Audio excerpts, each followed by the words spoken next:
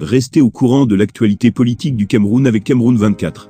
Notre équipe de journalistes expérimentés fournit des informations vérifiées en temps réel, avec une vue équilibrée sur les questions controversées.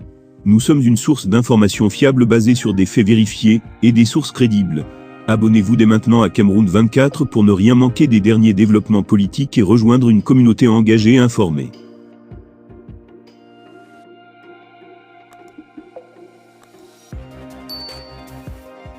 Maurice Kamto a rapidement réagi face à la tragédie de l'éboulement mortel survenu à Mbankolo, dans le quartier Yaoundé 2, provoquant un profond émoi et une grande consternation au Cameroun.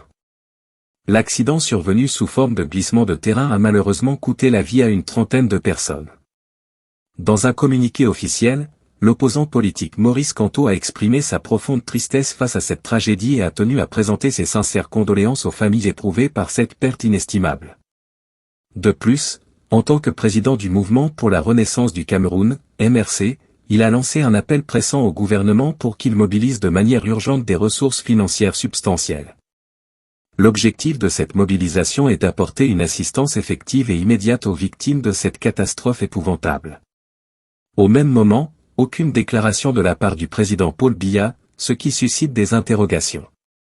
Déclaration sur le drame de Mbankolo-Yaoundé en cause de terrain après une forte pluie. C'est avec un cœur brisé que j'ai appris l'occurrence, dans la soirée du dimanche 8 octobre 2023, d'un glissement de terrain qui a causé plusieurs morts, blessés et de nombreuses personnes disparues. Au nom des membres et sympathisants du mouvement Renaissance Cameroun, CRM, et en mon nom propre, je présente mes sincères condoléances aux familles des défunts. Je souhaite un prompt rétablissement aux blessés et aux hospitalisés. À toutes les familles qui ont été frappées si durement, à toutes les personnes en détresse, j'exprime ma solidarité totale ainsi que celle des membres et sympathisants du CRM. Que toute la chaîne de secours en action reçoive ici mes encouragements et mon soutien.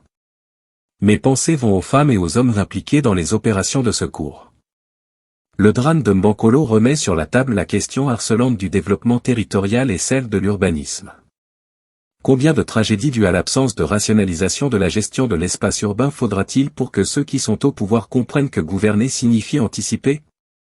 J'appelle le gouvernement à mobiliser d'urgence des ressources financières importantes pour aider efficacement les victimes de la catastrophe. C'est l'occasion pour moi de leur rappeler que d'anciennes victimes de différentes catastrophes similaires attendent toujours l'aide financière officiellement annoncée à ce moment-là. Je lance un appel à la solidarité nationale et à la générosité des Camerounais pour soutenir les efforts attendus de l'État. Fait à Yaoundé le 9 octobre 2023. Maurice Kamto, le président national.